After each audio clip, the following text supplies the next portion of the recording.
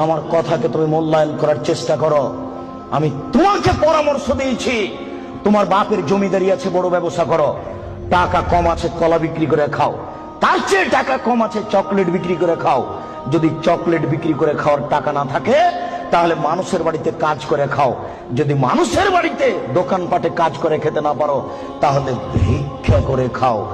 ভিক্ষা করার টাকা দিয়ে চাউল কিনে ভাত খেয়ে ইবাদত কবুল হবে। শোনো, আমি ভিক্ষা করতে বলিনি, এটা শেষ স্তর।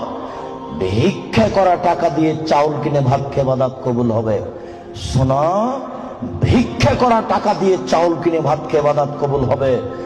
যৌতুকের টাকা দিয়ে চাউল কিনে ভাত খেয়ে ইবাদত কবুল হবে না। নাপিতকে ঘর ভাড়া দিয়েছ, ওই টাকা দিয়ে চাউল কিনে ভাত খেয়ে ইবাদত হবে না। নাপিত দাড়ি চাঁচে। এদেশের কোন ব্যাংকে চাকরি করে সেই টাকা দিয়ে চাউল কিনে ভাত খেয়ে ইবাদত কবুল হবে না। তুমি ধর্মকে পাগল মনে করো না কিছু।